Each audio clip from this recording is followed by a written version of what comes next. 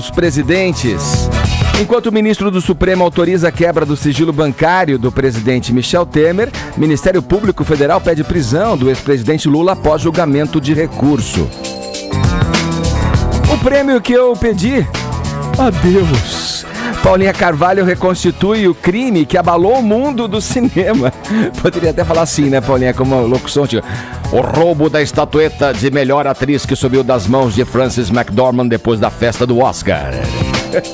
Quem quer ser Fábio Porchat? Ele tem 1001 utilidades e atividades. Entre elas, apresentar um programa de entrevistas e comandar um papo entre homens na televisão. Encerradas as férias, nosso convidado voltou ao batente em grande estilo, batendo um papo com William Vac na Record e colocando a bola no chão no Papo de Segunda na GNT, ao lado de João Vicente, Emicida e Francisco Bosco. Esses são alguns destaques do Morning que está abrindo alas nessa terça, dia 6 de março de 2018.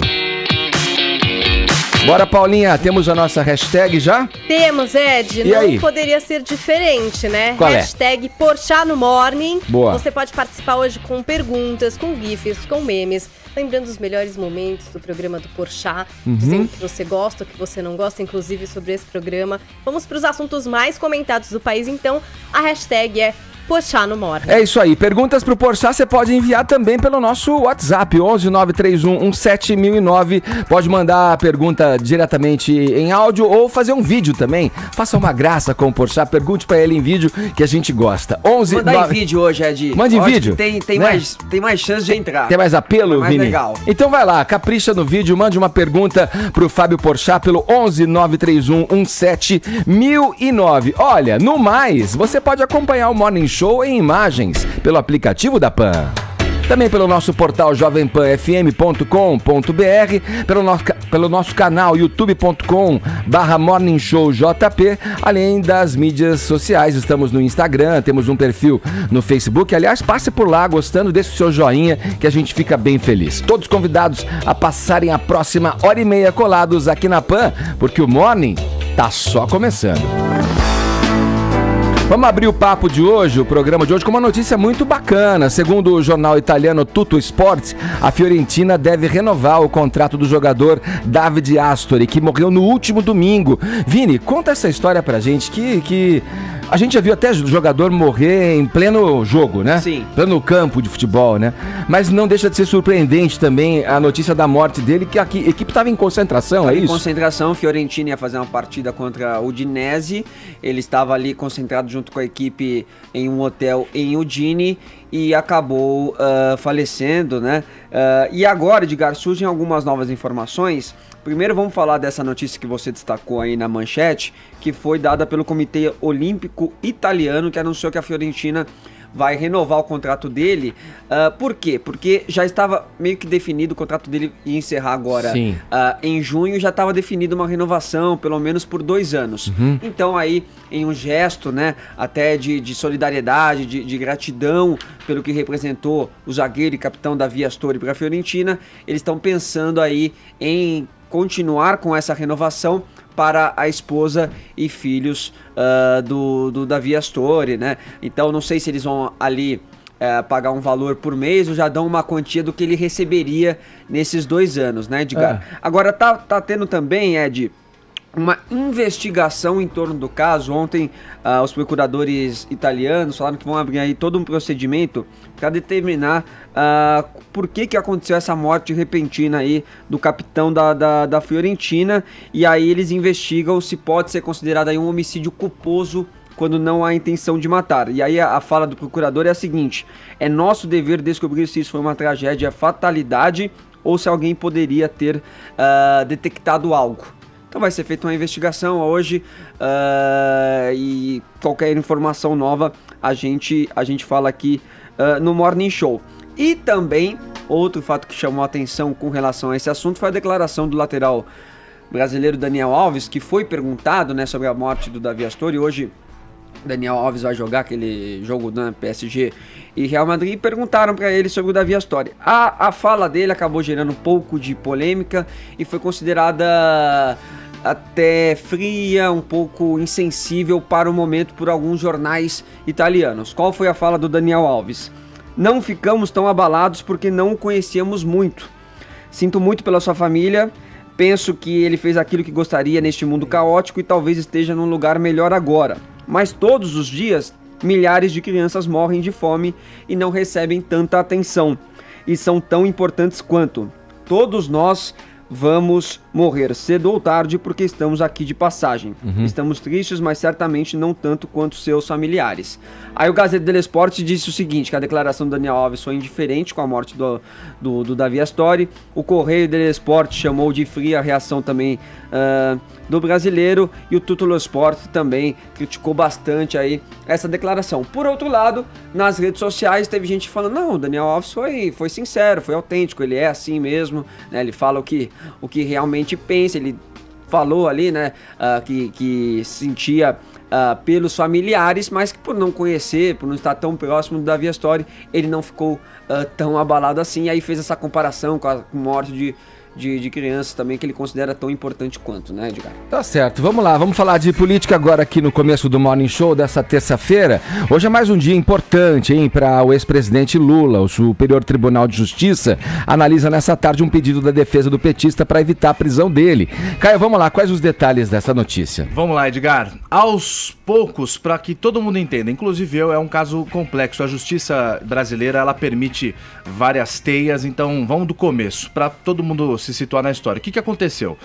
No ano passado, o presidente Lula foi condenado pelo caso do Triplex. Esse é só um dos outros processos que ele responde também. No caso do Triplex do Guarujá, que foi pago como propina e tal.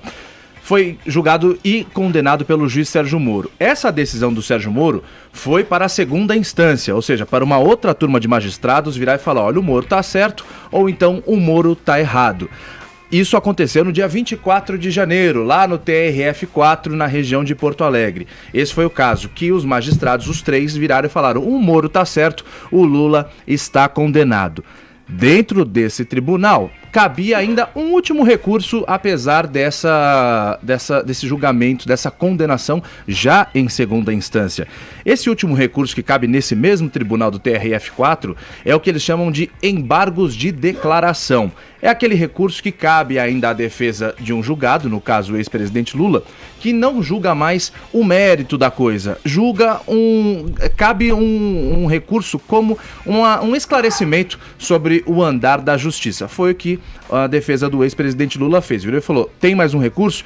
Eu quero esse recurso, eu quero esse embargo de declaração, que vai ser julgado pela mesma turma do TRF4. Porém, existe um julgamento já pelo Supremo Tribunal Federal falando assim, qualquer pessoa que for julgada em segunda instância e condenada já pode ser presa a partir desta condenação. A defesa do Lula, não querendo que o ex-presidente seja preso, além de usar esses embargos de declaração para que a turma do TRF4 analise o caso, eles também recorreram ao STJ, ao Superior Tribunal de Justiça, e ao STF, falando assim, olha, vocês de outras instâncias têm o caso do meu cliente rolando lá no TRF4 e ele pode ser preso. Por favor, eu estou entrando com um pedido de recurso para que vocês estudem o caso e não deixem o pessoal do TRF4 prender o meu cliente, porque ainda cabe recurso. Ou seja, ainda cabe o recurso lá dos embargos de declaração e também cabe recurso no Supremo Tribunal Federal. Então o que a defesa do Lula quer é o seguinte, vocês julguem, STF e STJ, julguem a possibilidade do meu cliente não ser preso. Os embargos de declaração, voltando a falar do TRF4, eram aqueles recursos que o presidente Lula tinha até o dia 21 de fevereiro, agora até poucos dias atrás, para entregar. E entregou no último dia, claro, eles queriam ganhar tempo. Ou seja, agora entendido esse caso, isto posto, o que vai acontecer hoje, a partir da uma hora da tarde, é que o Superior Tribunal de Justiça vai, com 5 magistrados, julgar justamente esse pedido da defesa do ex-presidente Lula. Quando eles falaram assim, olha, julga o meu pedido para que meu cliente não seja preso lá pelo TRF4, já que ele já foi condenado, mas enquanto couber recurso, não deixa ele ser preso não. Hoje 5 magistrados vão pegar esse recurso e vão falar, vamos ver se o Lula deve ou não ser preso. Ao mesmo tempo que eles vão julgar isso, se pode ou já não ser preso, Assim que o TRF4, lá em Porto Alegre, julgar os embargos de declaração, eles também vão julgar o seguinte: nesse caso específico do Lula, os 5 magistrados ainda, cabe ou não já aplicar aquela decisão do Supremo Tribunal Federal de que toda e qualquer pessoa pode ser presa após condenação em segunda instância? É tudo isso que vai ser julgado. Aí a gente tem 2 cenários nessa situação de hoje. Quando esses 5 magistrados terminarem esse julgamento, pode ser que eles 5 virem e falem, tem que ser vencido por uma maioria de 3. Pode ser que a maioria ou todos falem o seguinte: tudo bem, Lula, você não pode ser preso, por mais que o TRF4 julgue que você pode ser preso e tal, você pode ficar livre. Isso vai livrar a cara do Lula temporariamente, ele vai ganhar tempo. Ou os 5 magistrados podem falar: não, Lula, você pode ser preso sim. TRF4, a partir do momento que você quiser, pode mandar prender. Aí, voltando a falar do TRF4 lá em Porto Alegre, eles têm essa possibilidade de prender, porque já foram entregues os argumentos da defesa do Lula com os embargos de declaração, lá do dia 21 de fevereiro. Só que não tem data para isso ser julgado, ou seja, o Lula, caso ele perca no julgamento de hoje, ele vai ficar meio perdidão, porque a qualquer momento ele pode ser preso. As sessões no TRF4 acontecem geralmente às quartas-feiras, vou concluir. Sim. Ou seja, pode ser essa quarta-feira amanhã, pode ser a outra, não tem prazo para que isso aconteça. Certo. O Lula agora tá com medo. Vamos lá, Tonholi, fora tudo isso que o Caio disse aí, tem a questão da Procuradora da República, Raquel Dodge, que voltou aí a se manifestar a favor da condenação após, né, todas as considerações e os recursos na segunda instância, né? Nós temos que lembrar o seguinte: em 2016, numa votação apertadíssima por 6 votos a 5, o STF votou pela prisão após a condenação na segunda instância. O advogado recém-contratado do Lula, o Sepúlveda Pertence, tem analisado que essa votação de 6 a 5, que faria o Lula ser preso agora, ela não pode ser aplicada agora porque em direito se diz não tem o caráter vinculante, ou seja, aquela decisão de 6 a 5 foi num habeas corpus de um caso e aquele caso não se aplica aos demais. Quando você aplica um caso aos demais, em direito você chama de súmula vinculante. Então o Sepúlveda Pertence fala: não podem aplicar ao Lula a votação de 6 a 5 pela prisão na segunda instância, porque aquilo não tinha um caráter vinculante. O que mudou de lá para cá? Mudou o seguinte: o Gilmar Mendes, que era a favor da prisão em segunda instância, passou a se posicionar contra, e a Rosa Weber, que era contra, passou a se posicionar a favor.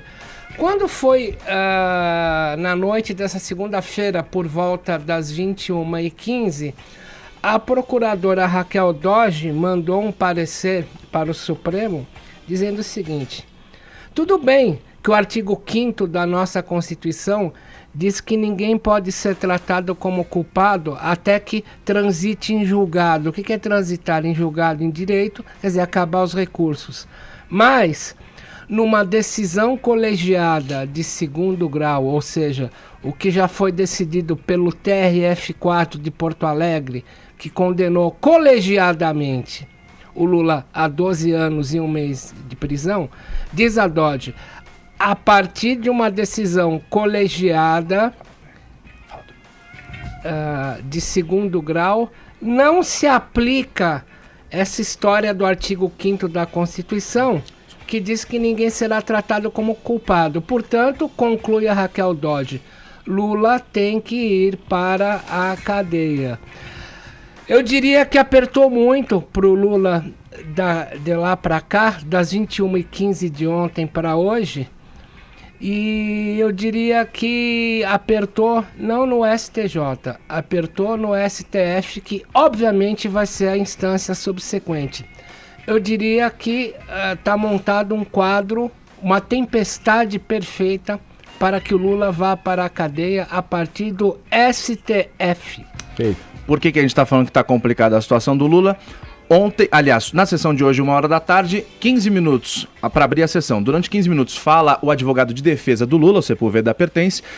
Aí outros 15 minutos para o subprocurador do Ministério Público, que vai fazer a acusação. E depois, sem tempo, com tempo livre, fala primeiro o relator do caso nesse tribunal e depois outros 4 ministros, já que são 5. O que vai falar primeiro é o Sepúlveda Pertence, vai usar os argumentos do que é o seguinte: senhor juiz, senhores juízes, por favor, pensem bem, não deixe o Lula ser preso. Meu cliente, mesmo solto, ele nunca tentou fugir, nunca tentou obstruir qualquer prova contra ele. Além disso, o TRF4 não justificou a necessidade dele ser preso. Já sabendo desses argumentos, ontem o Ministério Público Regional lá de Porto Alegre virou e falou: opa, eu não concordo com essa defesa não. Aí foi lá no Tribunal de Justiça à noite mesmo e falou o seguinte: eu tô registrando aqui um pedido oficial do Ministério Público para que vocês, pessoal do TRF4, falando pro Gebran Neto, que é o relator do caso naquela corte, não deixem de prender o Lula. Apresentou todos os argumentos falando que é o seguinte: os embargos de declaração não são para se julgar mérito, ele já foi julgado. Gente, fica de olho, não cai no papo da defesa desse cara. Prende o Lula. Ou seja, o cerco tá fechando para ele. Agora a gente vai a Brasília falar sobre a situação do atual presidente da República. Zé Maria Trindade, conta pra gente aí por que o ministro Luiz Roberto Barroso, do STF, determinou a quebra do sigilo bancário do presidente Michel Temer. Bom dia. É outro que está aí no inferno político danado, viu? Muito bom dia, Edgar, bom dia a todos. Olha, Edgar, o presidente Michel Temer ressentiu ali.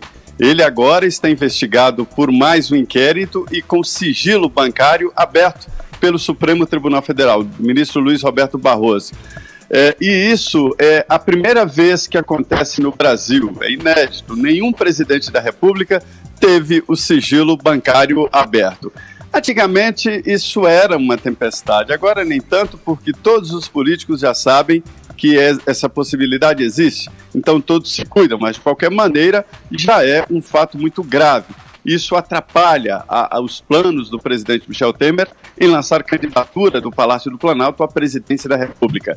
Mas olha, este caso aí em que o ministro Luiz Roberto Barroso quebrou o sigilo do presidente é aquela história, investigação sobre uma medida provisória que beneficiou o setor de portos, mais diretamente a empresa Rodrimar.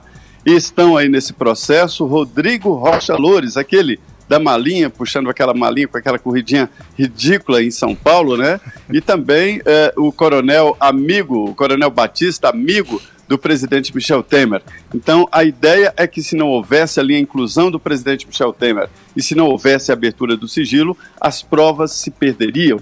Daí, esta investigação do Supremo Tribunal Federal, que é uma investigação inédita também, porque se trata de um fato anterior ao mandato. E a Constituição fala em responsabilização. O plenário vai discutir o que é exatamente a responsabilização de um presidente por atos anteriores ao mandato. Então, a investigação continua e o presidente está de novo no inferno político. Agora, nada comparado ao inferno político do ex-presidente Lula, verdade. Agora, Zé, essa é a mesma investigação que você está falando aí, a mesma investigação que o diretor anterior da Polícia Federal, o Segovia, dizia que não havia elementos suficientes para que ela seguisse adiante, né?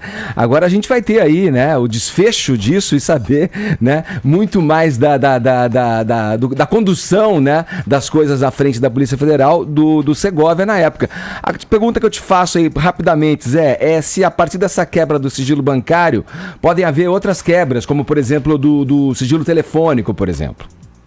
É possível, a investigação vai prosseguir, porque o Ministério Público sustenta que os dois, o coronel e o Rocha Loures, são na verdade ali laranjas e pessoas que movimentam o dinheiro do presidente Michel Temer. Esta é uma acusação grave, viu? Obrigado, Trindade, bom trabalho pra você aí. Agora quer falar, Tony? Pera aí, Trindade, só um segundo. O Tony quer fazer um comentário. Trindade, queria lembrar algo, que fora essa medida provisória 595 dos portos que favoreceu a Rodrimar, nós temos que lembrar que a Associação Brasileira dos Terminais Portuários congrega 71 empresas no Porto de Santos, que são donas de 170 terminais. Quero lembrar, Zé Maria, que durante o governo Lula tem um braço petroquímico da Odebrecht chamado Braskem. Foi assinada uma medida provisória para que a Odebrecht aumentasse o terminal portuário da Braskem Só que a Odebrecht aumentou isso 7 meses antes da assinatura da medida provisória. Zé Maria, eu tenho a impressão, com base em apuração, de que se for aberta uma CPI para ver as medidas provisórias que foram dadas em favor de alguns membros da Associação Brasileira dos Terminais Portuários, a gente vai chegar em muito presidente da República além do Temer.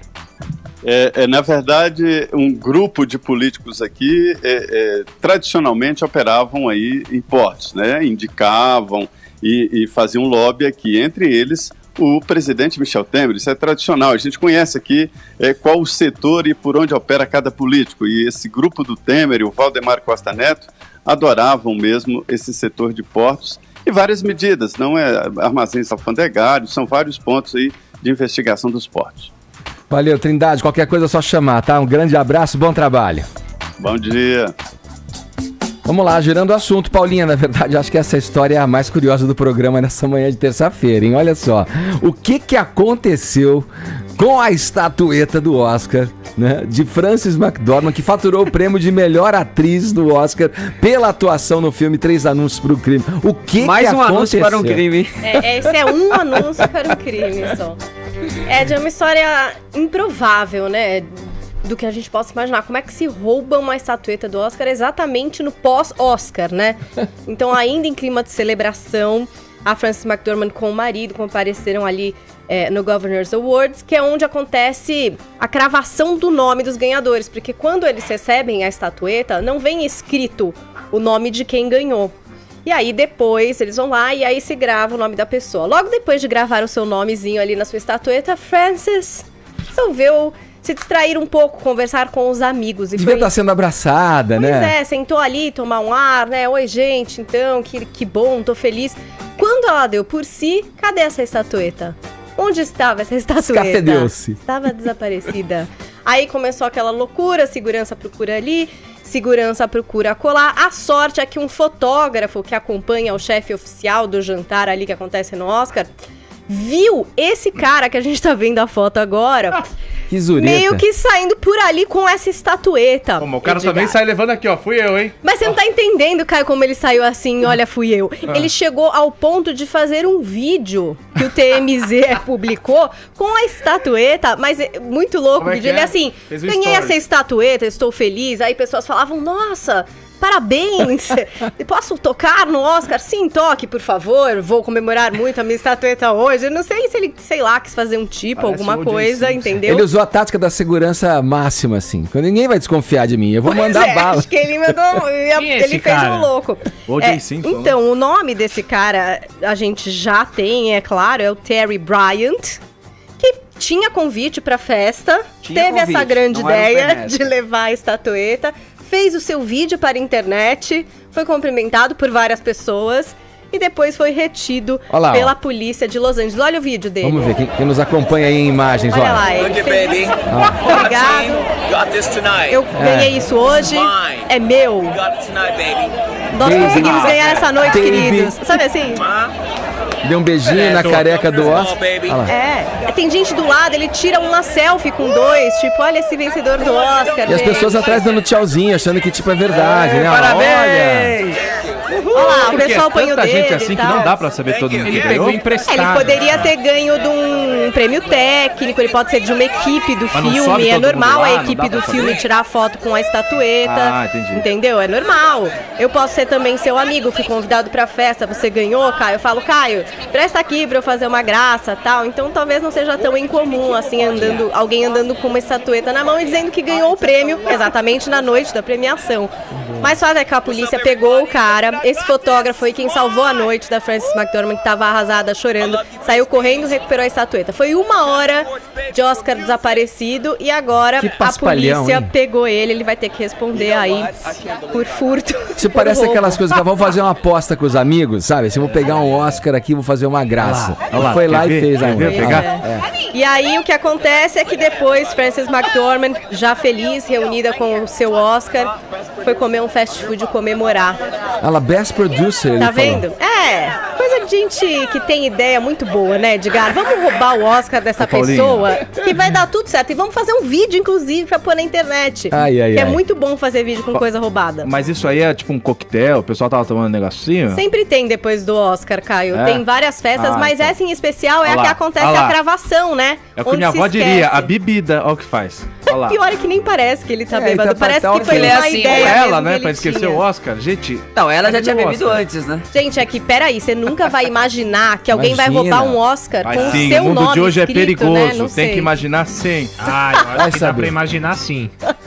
Mas olha, foi quase, tá tudo certo. Francis está com o Tivesse em Oscar, casa reunida, lendo um livro, não feliz. acontecia isso. É mais uma E esse história, cara é né? que se deu mal, e pior é que tem prova cabal de que realmente foi ele que levou a estatueta, porque tem até Ele vídeo mesmo, né, dele com a produziu a prova. estatueta. Peraí pra Pois ele falar, é. eu? Ele vai se sair com essa, certamente. Fui fazer uma aposta com os amigos, fui fazer uma graça e tal.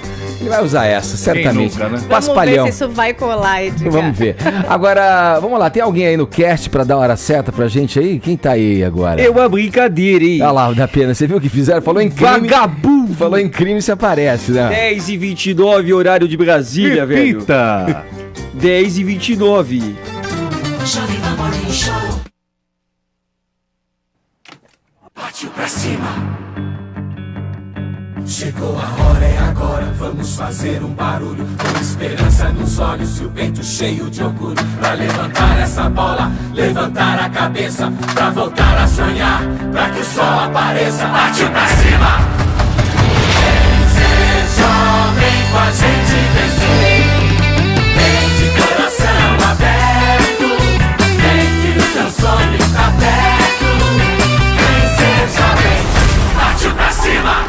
Juntos daqui pra frente, nada mais nos separa. Mesmo contra a corrente, nossa marcha não para. Nossos votos de paz, prosperidade e saúde. Mais amor, mais justiça, mais atitude.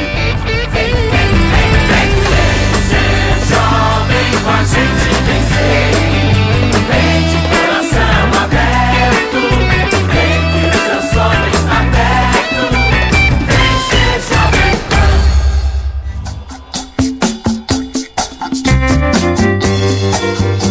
Meus caros, vocês sabem que aqui no Morning Show a gente dá espaço tanto para estrelas consagradas quanto para gente que tá início de carreira, começando, como é o caso do nosso convidado de hoje aqui. Quem sabe se ele trabalhar direitinho, fizer direito a lição de casa, daqui uns anos desponte como redator, comediante, ator, apresentador, empresário, turista profissional. Fábio Porchat, seja bem-vindo de volta ao Morning Show. É sempre um prazer estar aqui, é muito legal poder estar no Morning Show. Bom dia a todos, bom dia a todos. Fábio, cara, olha só, aproveita esse momento, já que eu tô dizendo todas essas coisas, olha pra aquela câmera ali, Olha, aquela que te foca ali, Câmera ó, da verdade. né? Sim, sim. Peça uma oportunidade de trabalho. Por favor. Solicite, mostre seus Eu tô dotes. precisando mostrar meu serviço em algum lugar. O Brasil No inteiro meio. tá te vendo, Fábio Porchat. Entre 3 da manhã e 5, que deve ser o único horário livre da agenda do Que Porchat, eu imagina. consigo dormir um pouquinho. Ô Fábio, depois de curtir essas férias aí adoidado, você voltou aí em grande estilo, voltou ao batente já pisando fundo no acelerador, como a gente anunciou no começo aqui do programa. Você ontem estava à frente aí do Papo de Segunda no GNT, na sequência já engatou ali seu programa de entrevistas na Record, um papo com ele, William Vac. Como é que foi a conversa? Pois é, foi muito interessante, assim. Foi legal porque, imagina, o William Vac tem 50 anos de jornalismo e eu tenho 1 ano e meio de entrevistas. Então, assim, eu tava querendo saber o que ia acontecer. Ele foi muito generoso, assim, ele foi muito bacana, porque ele foi disposto a conversar, argumentar. Ele, obviamente, já respondeu isso algumas vezes, então ele tem isso mais preparado. Mas eu achei que conseguimos ter um bate-papo de igual para igual ali. Fiquei feliz com o resultado final. A sensação que me deu é que eu consegui perguntar tudo aquilo que eu queria perguntar.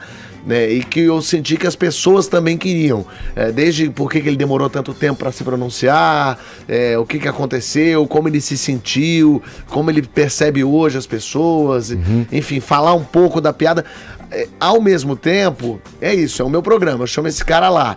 Por mais que eu não concorde, eu acho que a piada foi racista, sim, eu falei isso lá, eu também não posso ficar batendo o tempo todo, porque ele Marília é meu convidado. Gabriela já tinha te dado esse conselho, Exatamente.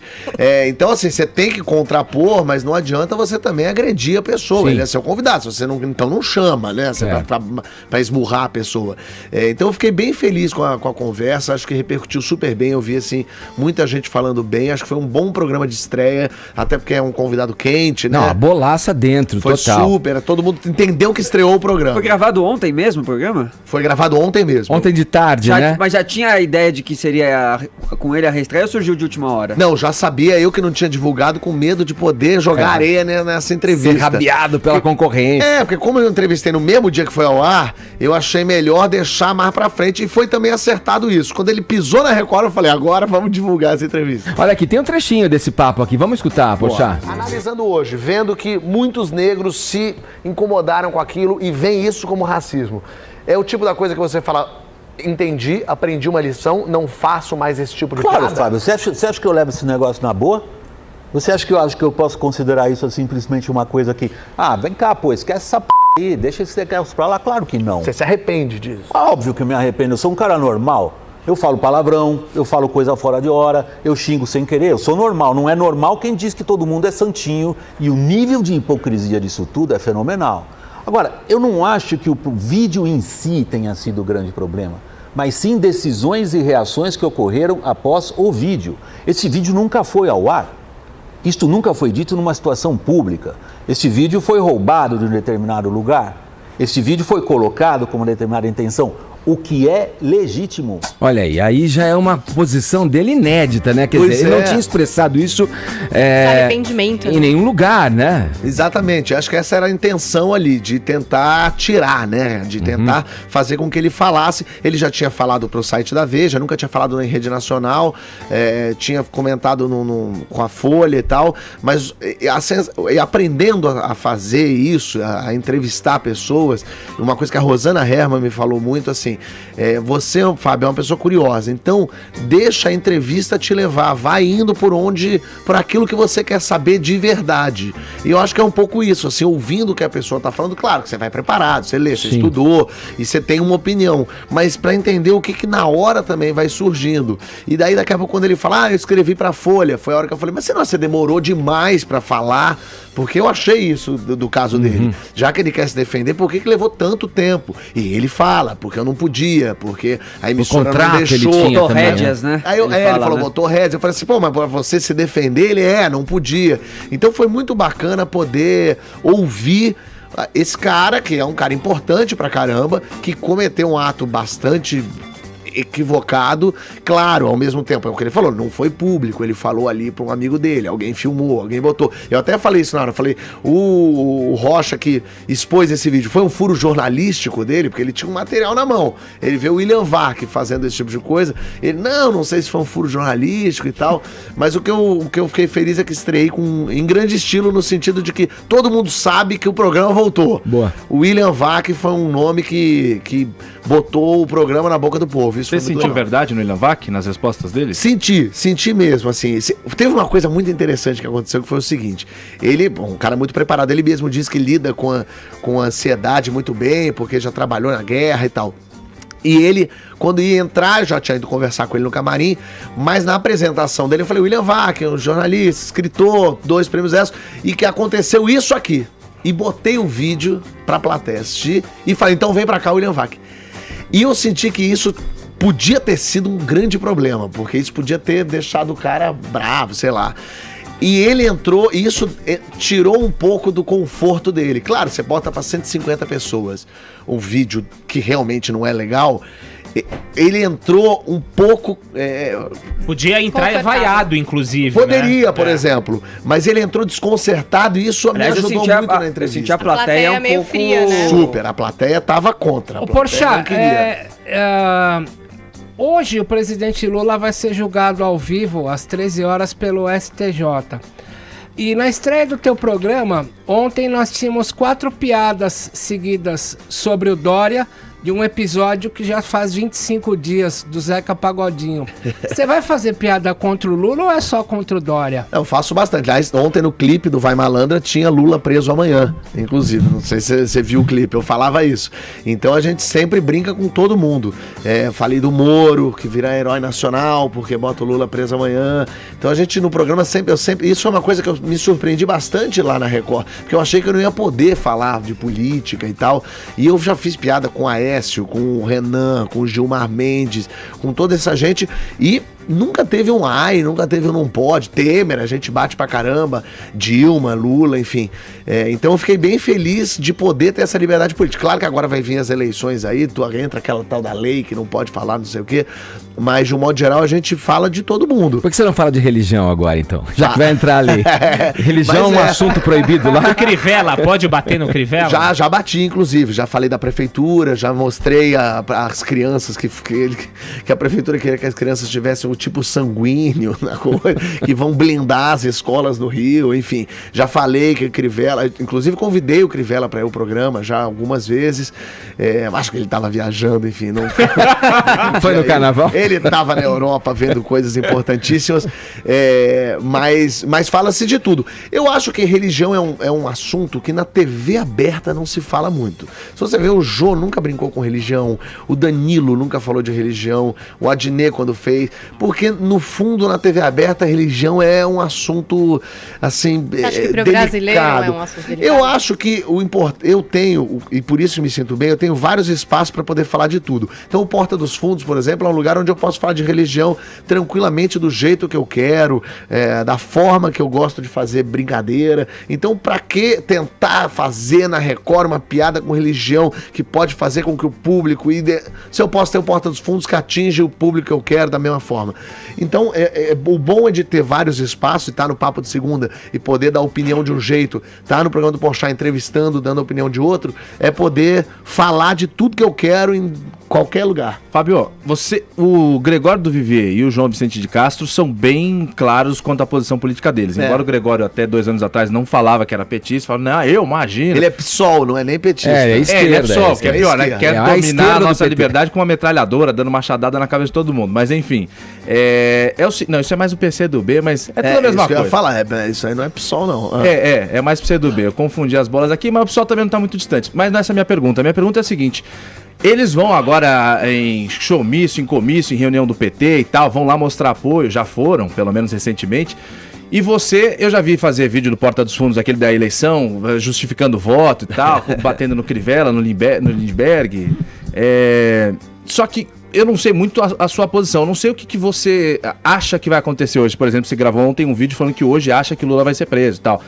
Independente do que você acha que vai acontecer, o que você quer que aconteça? Você é do foi golpe, não foi golpe? O Lula tem que ser preso, não tem? Qual que é a tua posição nesse momento do Brasil? A minha posição é que temos que investigar todo mundo, a corja é muito grande. O William Vac falou uma coisa interessante ontem, que a Lava Jato, ela, entre aspas, destruiu a coisa política brasileira, porque realmente todo mundo está envolvido, é um negócio impressionante. Em todas as esferas, em todas as camadas, do presidente que recebe uma mala de dinheiro, ao deputado, ao vereador ali, a Câmara do Alerj no Rio de Janeiro, onde todo mundo vai... É uma loucura, você tem o Rio de Janeiro 3 ex-governadores presos. Então, assim, é uma falência absoluta e total. Eu acredito, assim, nesses movimentos novos que estão surgindo aí, sei lá, o Luciano falou desse agora, esse renove. Eu acho que tem uma coisa interessante aí, que alguém tem que tentar fazer alguma coisa. Mas é óbvio, tem que prender essa gente toda, tem que ir atrás. Eu acho sim que o Lula é culpado, eu acho que o Lula é safado sim, eu acho sim que não tem como não saber, não tem como Dilma não saber. Eu não acredito muito em partido.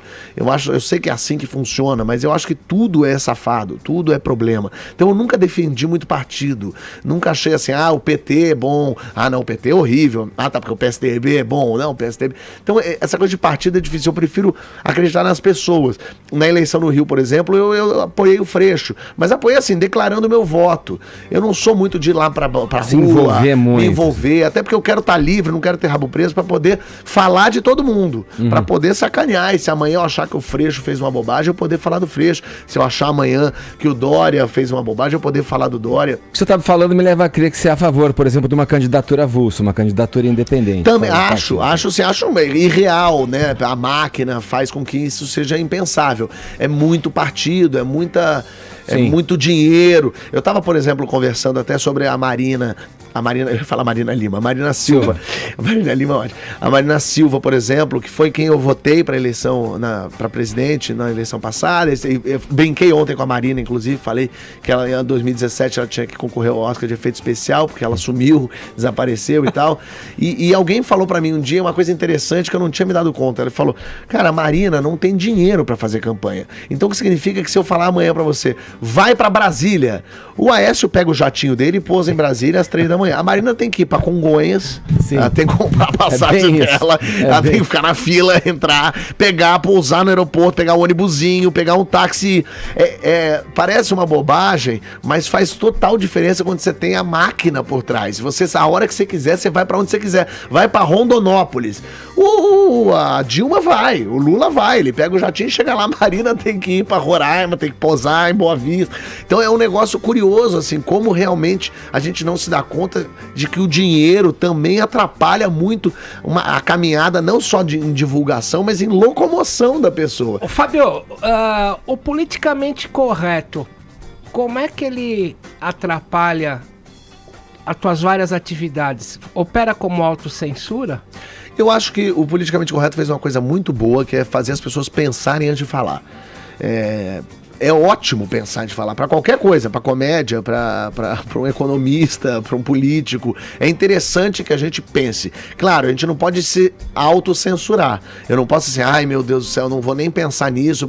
Não, você pode ter uma ideia, pensar uma piada e pensar, pode dar merda. Pode dar problema isso aqui. E aí você se analisa de novo e olha e pensa, não, mas eu tô falando uma coisa que eu acredito, eu acho que não. Você pode mostrar pra alguém o que você acha. Eu acho que isso fez muito bem, porque as pessoas passaram a trabalhar mais em cima do seu material, seja ele uma piada, seja ele um pensamento. Então eu acho que nesse sentido, é claro que tem de tudo. Tem desde as pessoas que acham que tudo tá errado e tal, mas é porque tudo é novo. Pra todo mundo é novo. Pra quem tá batendo e pra quem tá apanhando. É tudo novo pra todo mundo. Poxa, é ano de eleição, você mesmo falou que tem várias restrições aí do que pode ou não pode falar, mas você faz um talk show. Nos Estados Unidos, por exemplo, é tradição que os candidatos compareçam a todos e até se sujeitem a brincadeiras e tal. Vocês vão tentar fazer isso no programa do Porchat esse ano? Eu queria muito poder entrevistar os presidenciáveis.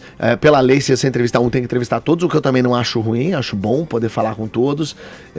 Não sei, vou estudar um pouquinho mais a lei quando for mais pra frente pra entender, porque eu não sei se assim, se todas as perguntas têm que ser as mesmas, se tem esse lugar assim. Mas tem uma coisa engraçada de entrevistar político, que pode ser muito legal, mas todos os políticos que eu entrevistei no programa, eles não falam olhando pra mim, eles falam olhando pra câmera. Sim, é muito são super curioso. treinados. Ele fala, todo lado ele fala, Fábio, a verdade é uma só. Você tem que... Eu falo, peraí, eu tô aqui do lado. É muito interessante como os políticos... Mesmo o cara já eleito, ele usa ele sabe, é o palanque treinado, dele né? mesmo. Os caras são total. Então eu fico só com medo de também você cair um pouco nesse lugar de político escorregadio. E aí você pergunta uma coisa, ele responde com outra informação falando de outra. E entra nesse lugar, né? Porque se você, ainda mais hoje em dia, internet, todo mundo falando, você bate numa pessoa e fala, tá vendo? Tá batendo nele, porque na verdade gosta do outro. Então, ô Fábio, você tem um convidado, assim, um entrevistado que é teu sonho de consumo? Quem que passa pra... Você deu uma bolaça agora com o William Vac abrindo essa temporada do programa. Tem algum que você gostaria muito de entrevistar? Eu queria entrevistar, assim, todo mundo de verdade, assim, é um programa em que o não de hoje é o sim de amanhã, porque um programa diário de entrevista não dá pra escolher muito. É claro que é uma pena não poder entrevistar ninguém da Globo, por exemplo. A Maria... Rola mesmo isso. Não pode, eles não liberam. Então eu ficaria felicíssimo de poder entrevistar o Faustão, por exemplo, que eu acho um puta cara genial. Conversar com a Tata Werneck e o Adnet junto, sabe assim? Falar com essas pessoas eu acho muito bacana. Mas sabendo que não adianta tentar falar isso, eu acho que muito legal poder entrevistar o Ratinho, por exemplo. Eu Nossa, acho que esse ele é gênio. tem coisa ali pra falar. O programa do Ratinho, não sei se você acompanhou recentemente, é muito curioso. Eu não sei definir o que é aquilo. É um fenômeno. É um fenômeno, é ambulante ainda, porque pode acontecer qualquer coisa a qualquer momento. É uma loucura aquele programa. Eu queria entender dele como é que ele chegou naquele formato, como é que ele falou, é isso mesmo, é isso aí. Então, por exemplo, isso. Eu queria muito entrevistar o Fábio Júnior, que nunca fala com ninguém.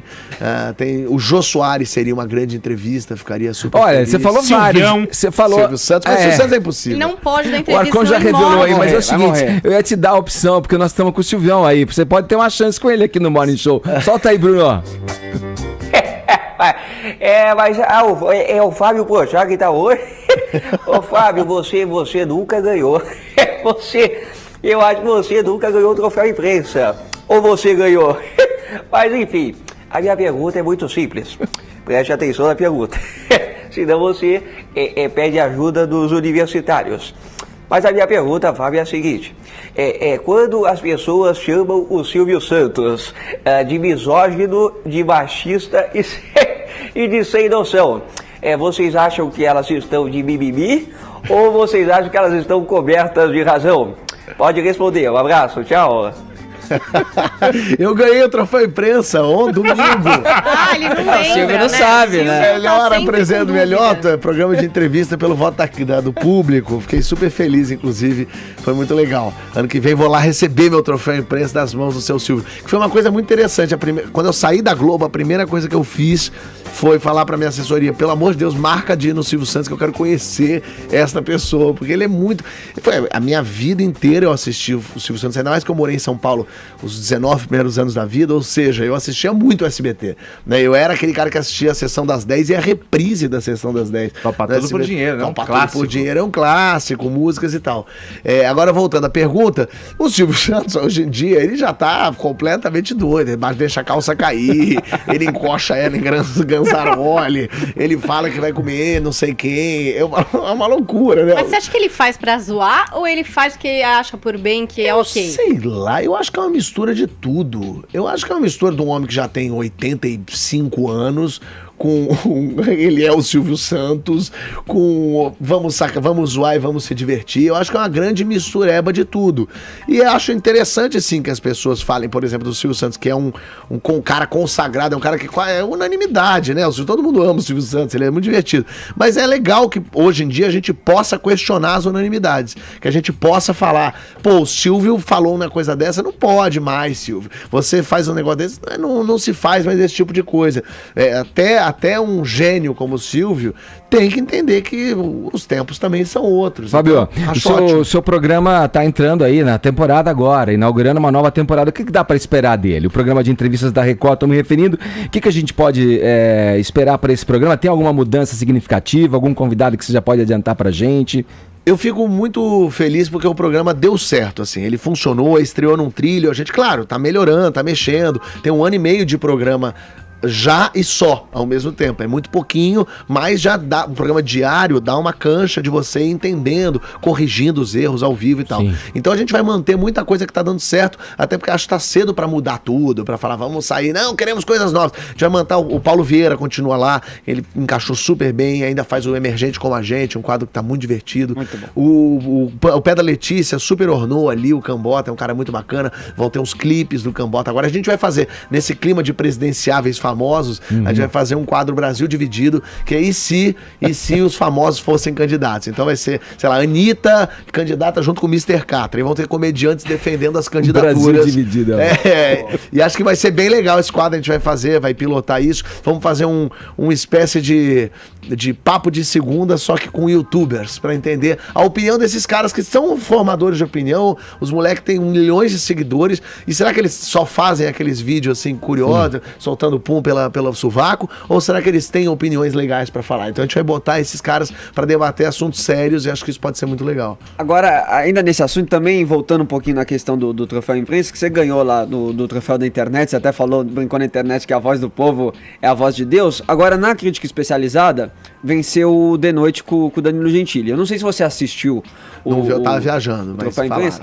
Alguns jurados falaram nas suas justificativas que o programa do Porchat ainda não sabe muito o que quer, se quer mais show, se quer mais entrevista, que às vezes é muito circo. Você concorda com esse tipo de crítica? Eu acho que tem de tudo. A entrevista ontem, por exemplo, o outro programa do William Vac foi bem interessante, porque começa com um clipe eu de Anitta, seminu dançando na laje, tem um sketch eu com o Paulo Vieira falando do Oscar, eu faço piadas falando de política e corta para uma entrevista seríssima com o William Vac. Eu acho que televisão é entretenimento, tem de tudo. Eu acho que tem programas mais engraçados, tem programas mais show mesmo, tem programa que é só piada e brincadeira, tem piada que não, é entrevista séria. Até porque não adianta só querer fazer um programa seríssimo de entrevista e ficar ali firme e forte, porque você não abre margem pro cara se divertir no fim da noite e tal. E no fundo, tudo bem, o programa do Bial é realmente o programa mais sério mesmo, até porque o Bial não é comediante. Mas o do Danilo faz um monte de brincadeira, tem o Mestre Mandou, eu assisto bastante, porque eu assisto a concorrência. E ele faz um monte de tipo de brincadeira também. Eu não sei, acho válido. Se várias pessoas estão falando isso, da crítica, acho que vale a pena prestar atenção e ouvir o que eles têm a dizer. Mas tem funcionado, assim, eu tenho assistido e acho que o meu próprio programa e me divirto vendo, mas acho sim, poderia de repente caminhar. Não é um programa só de entrevista, isso realmente não é. Porchat, vocês já testaram muitas coisas no programa, imagino. O que você percebeu, por exemplo, que não dá certo? Que não dá certo? Não, por exemplo, não dá certo querer falar sério com alguns convidados. Tem convidado que vai lá que é pra brincar mesmo e é pra falar rapidamente do que tá acontecendo e foi. Não adianta querer se aprofundar numa questão. Você quer ver uma entrevista que eu fiz com o pessoal do Carrossel? Foi lá o Jean e eu sempre esqueço o nome japonês dele, Kokimoto. E aí, em dado momento, eu resolvi fazer umas perguntas meio... Mas vocês, como é que lidam com dinheiro na carreira? E eles não sabem, eles são crianças. Não adianta eu querer ficar falando com as crianças de um jeito cabeçudo e tentar me aprofundar, porque a entrevista ali tem que ser de um outro jeito, tem que ser mais brincalhão. Tanto é que terminou com a gente lutando boxe, com as mães lutando boxe e tal. Então não adianta querer ser serião o tempo todo com todo mundo. Então isso foi uma coisa que eu aprendi. Outra coisa que vi que não dá certo, por exemplo, no começo já saquei isso, é seguir uma entrevista à risca do que foi pré-definido eu com os roteiristas. Porque a entrevista, ela tá mudando, ela é viva. Então se eu faço uma pergunta, o cara responde, a Maitê, por exemplo, no meio da pergunta, ela fala, não, porque eu já quebrei 24 ossos do meu corpo. E seguiu falando. Até que deu um minuto quando ela terminou, eu falei assim, Maitê, eu queria só voltar. Como é que você quebrou 24 ossos do que... Como é possível? Em que momento, aonde ao mesmo tempo você foi atropelada? Então eu poderia seguir uma entrevista e continuar falando, mas eu quis ouvir o que ela tá falando.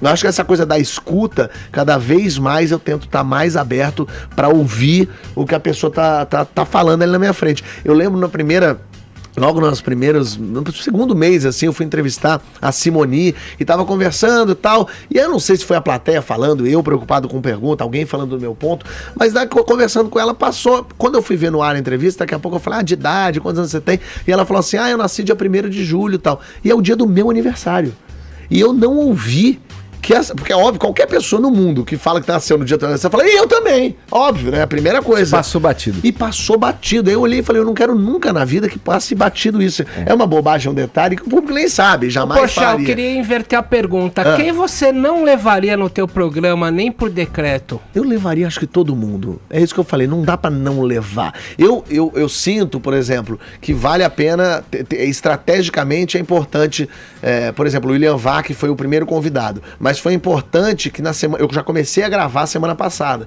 então eu desenferrujei um pouco para entrevistar um cara do peso dele. Do peso do William Vac. Então acho que estrategicamente vale se perceber e se munir. Quando você vai entrevistar pessoas, você vê, eu lembro da Maria Gabriela, que para mim é a melhor entrevistadora que a gente tem, ela foi entrevistar o Silas Malafaia e ele deu a volta dela.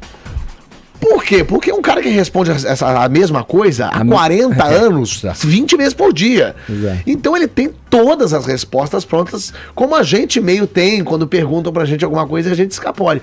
Então a gente tem que saber que a pessoa chega lá muito já preparada e muito sabendo o que vai vir. Por isso que é bom quebrar. Eu tava vendo ontem, alguém me falou ontem na entrevista do Bill Maher, não lembro com quem agora, mas era um cara super religioso e tal, e que já também foi tudo preparado. E quando ele chegou, o Bill Maher olhou e falou, nossa, você é a cara do Bruno, aquele personagem do Sacha Baron Cohen.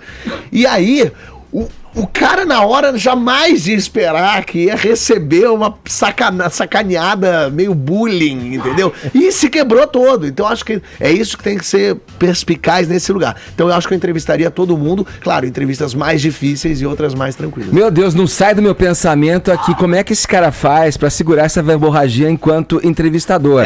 Porque enquanto entrevistado, meu amigo, o cara desembesta a falar, que é impressionante. A gente já volta com o Fábio Porchat pra falar mais ainda aqui no Morning Show. Daqui a pouquinho, segura aí, 11 em ponto, horário de Brasília. A gente está recebendo aqui no Morning Show, nessa terça-feira, o comediante, apresentador e turista profissional. Olha que maravilha a profissão desse sujeito, Fábio Porchat. Que delícia, hein, Porchat? Muito bom, viajar é a melhor coisa do mundo. Eu quero saber disso aí, mas antes vamos ver como é que tá a nossa hashtag aí, Porchat no Morning. A galera pode participar, hashtag Porchat no Morning, mandando perguntas, gifs, memes maravilhosos. Ó, a Karina Oliveira diz, Porchat é muito agitado, imagina essa criatura quando era criança, coitada da mãe dele. Era mesmo, e sempre fui assim. Eu fui fazer um dia, minha mãe me levou fazer propaganda, eu pequenininho, terminou o dia, a mulher falou, seu filho é muito bonitinho, mas não traz mais não, porque ele não para de andar de um lado pro outro. Imagina, o cara é assim agora, olha aí, ó, hiperativo, imagina quando moleque ainda.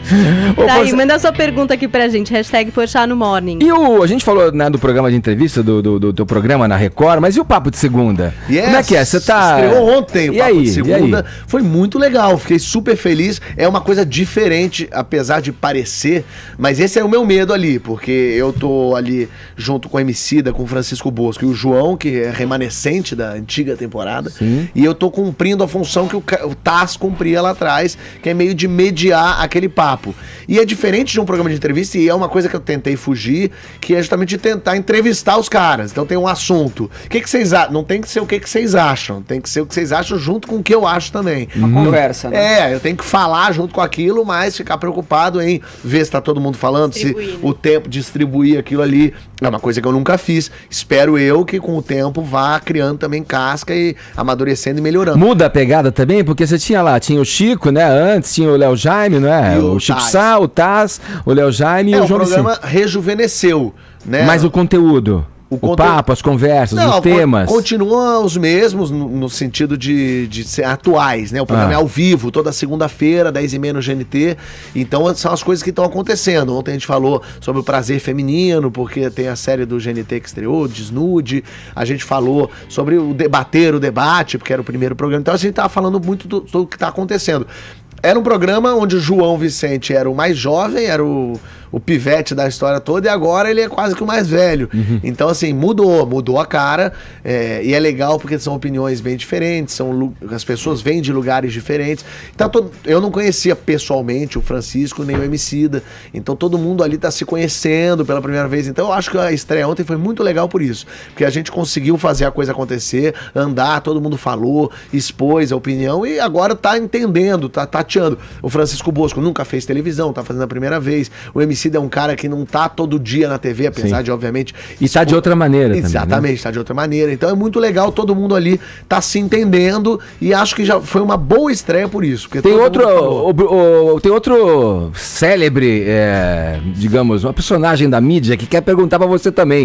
Solta o Fuque aí, Brunão. Amigo Fábio Porchat, você sabe o quanto eu te admiro, sou um fãzaço seu. Eu quero te perguntar o seguinte, e vem aqui no meu programa quando o pastor liberar, hein? Quero te perguntar o seguinte, o que você acharia de eu me candidatar à presidência da República? Discorra aí sobre o assunto, que é a sua opinião. Um abraço. Eu acho ótimo. Primeiro, assim, você conseguiu sacar quem é que o nosso imitador tem limitações. É o Raul Gil, né? Não? Ah, não. Não, o Raul tá aqui, ó. Quer perguntar, Raul? O Fábio Porchat, se perguntar, só vai falando aí, ó.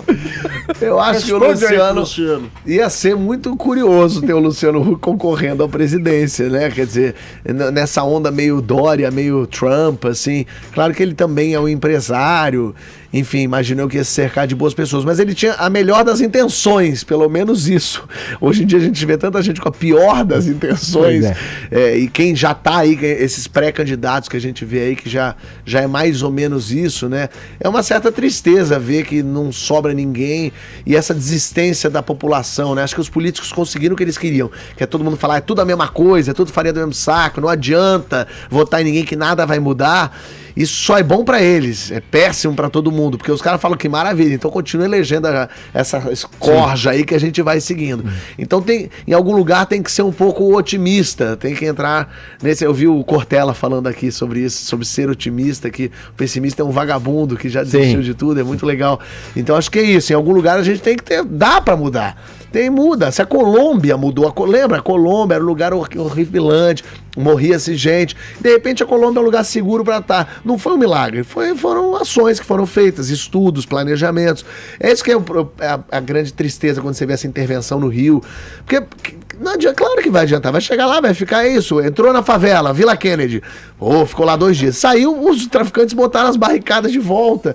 Não adianta se não tiver planejamento. E todo mundo sabe isso. Se eu, que sou idiota, sei disso, o imbecil que é pago pra saber disso sabe muito mais. Se todo mundo sabe de onde vem as armas, todo mundo sabe de onde vem as drogas, e não tem ninguém lá, por que não tem uma intervenção militar na fronteira do Brasil, onde entra tudo isso? A quem que não interessa fazer com que entre? Prende o traficante. Para gerar emprego. Mas quem que tá comandando esse traficante? É óbvio que tem muito político lucrando com essa violência e com esses traficantes.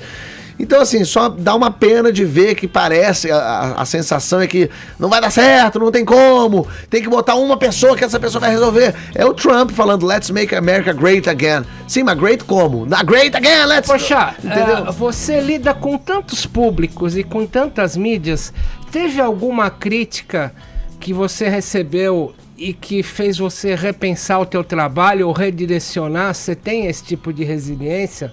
Super, inclusive, por exemplo, isso, o comentário deles falando lá de é muito show, pouca entrevista. Lá no começo, o pessoal falou um pouco assim, tô achando que tá com pouca, durante a entrevista tá tendo muita brincadeira. E eu parei para analisar e achei que tinha razão mesmo. Podia ir mais na entrevista. Então fui ouvindo isso, ouvindo o que Flávio Rico fala, Maurício Sticer, Kogut. Eu vejo o que esses críticos de TV falam. Claro que você não acha que tudo e todo mundo tem razão, em algum lugar você pode discordar e tal, mas eu ouço sim, acho que vale a pena prestar atenção, porque é uma gente entendida, são pessoas que sabem ali mais ou menos do que estão falando, tem gente muito legal, Feltrin, então eu ouço sim e discuto com a equipe, falo, o pessoal tem falado isso, eu acho que em algum ponto tem razão, e alguém fala, é verdade, eu acho que o programa, e natural disso, no começo, ele flutuou um pouco, justamente entre show, entrevista, o que é, e ele foi encontrando o seu caminho natural, onde tem metade dele é entrevista, outra metade, porque no fundo é um pouco que, se você for ver os late shows americanos, eles já entram nesse caminho. O Jimmy Kimmel brinca com todo mundo, o Jimmy Fallon faz um monte de brincadeira, é um pouco o talk show moderno, saiu um pouco daquele lugar que o Jô fez tão brilhantemente, que era sentar e conversar sem parar. Nada contra, mas tem uma nova cara o talk show, que é sim de brincar, de poder fazer sketch, de poder fazer paródia, de poder fazer brincadeira no palco. Então eu ouço sim, assim, o que as pessoas falam. E as críticas das redes sociais? No começo do programa, as pessoas reclamavam muito que os tweets que apareciam na tela eram muito pequenos, não dava pra ler. E eu tava achando que dava pra ler, mas eu falei, bom, se tá todo mundo reclamando, liguei lá na Record, falei, aumenta aí. E aumentamos. Então assim, parece uma bobagem, mas foi uma coisa que foi o público que mudou, foi o público que modificou. Eu tento prestar atenção muito no que se comenta ao redor, mas eu ouço mais assim, gente que eu respeito e gosto e entendo e tento ser muito crítico a mim. Porque na internet tem de tudo. Gente falando, é um horror, porque que nojo que você existe, até você é um gênio, é o melhor que aconteceu na televisão nos últimos 100 anos. Então, assim... É difícil ter um parâmetro. É um nojo. Dentro disso, eu tenho uma pergunta muito boa pra te fazer, porque você tá muito político, a gente tá muito também político com você. Eu queria saber... Tem que ser boa mesmo agora. É uma pergunta boa e humilde. humilde Então agora, temos hein? mais uma estreia aqui. A pergunta boa e humilde. Vocês não tinham Pergunta boa descoberto do Caio. ainda? Rapaz, Dentro do agora- horário de É o vocês. Lombardi que vai O perguntar. Adnet, ele fica meio que atrás da trincheira. Não, eu não sou um programa de entrevista, eu não sou um talk show, eu sou um game show. Gentili é assumidamente um talk show e daí por diante. Dentre esses que disputam mais ou menos o horário, você, Adnet, Gentili, e tem o Tabet também na TBS, mas talvez outro nicho e tal. Você consegue elencar pra gente quem que é o mais sem graça até o quem que é o melhor? Não vai colocar, eu sou o mais sem graça. Essa é O mais boa? sem graça é o Bial.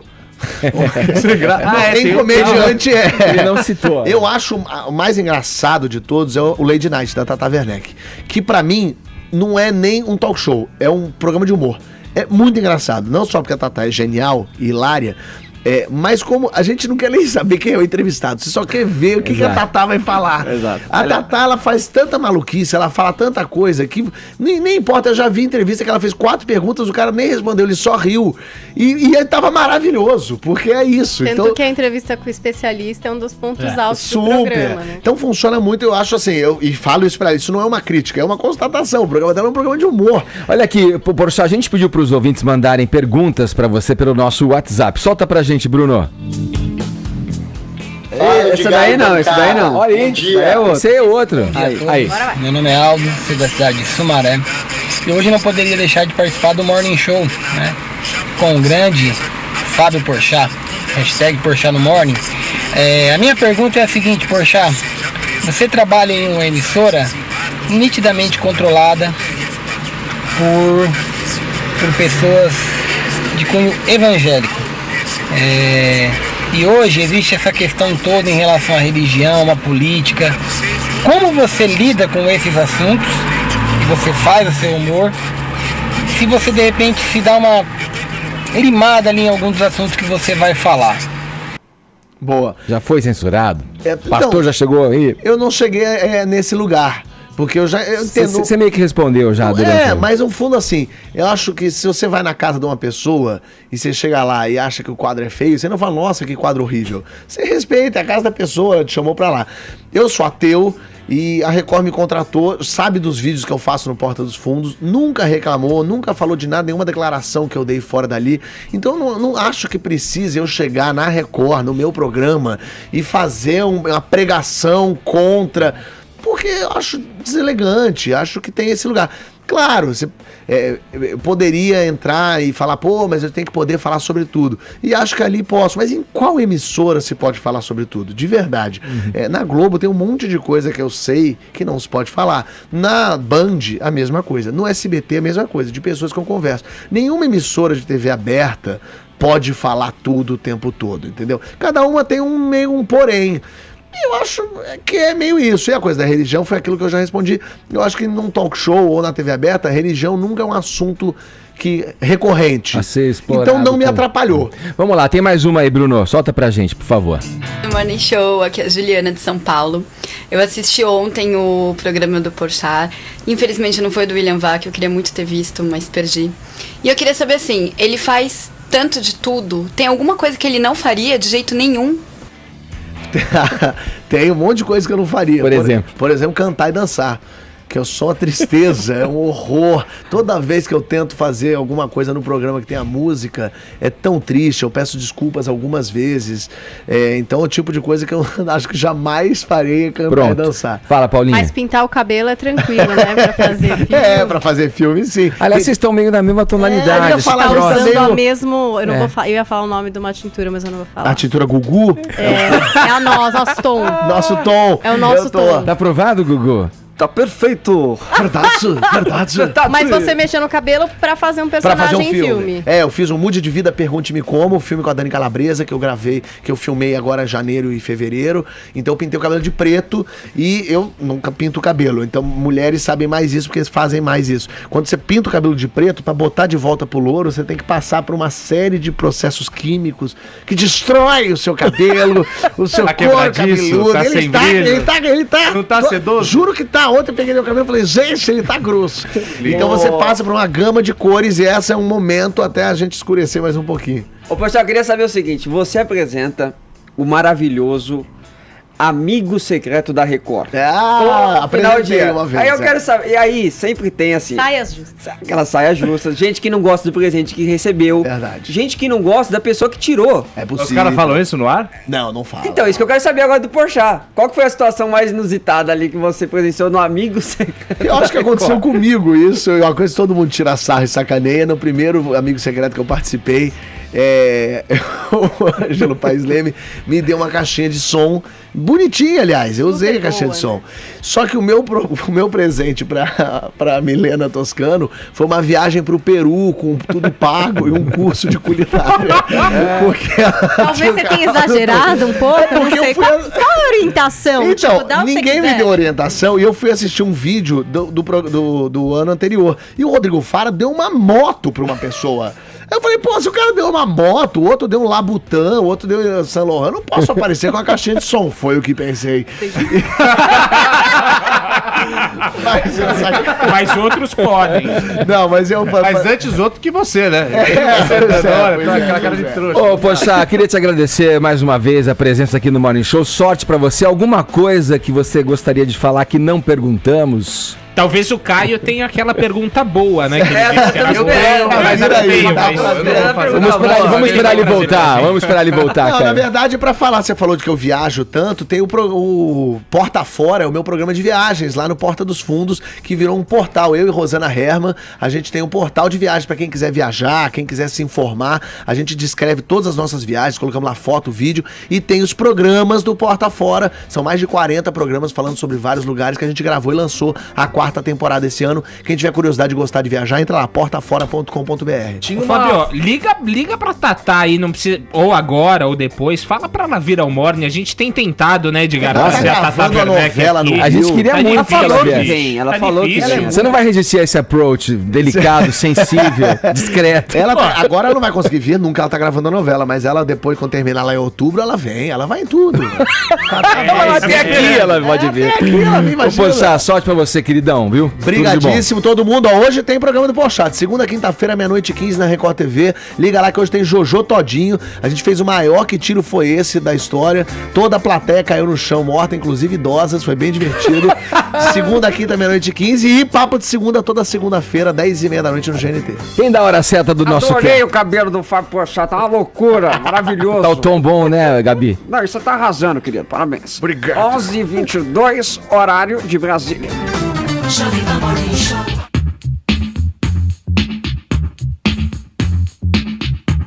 Seguindo aqui com o Morning Show, reta final, nessa terça-feira do programa já, a gente termina o Morning, dessa vez falando de uma polêmica na França. Um projeto que já está sendo finalizado prevê a aplicação de multa para quem assediar pessoas na rua.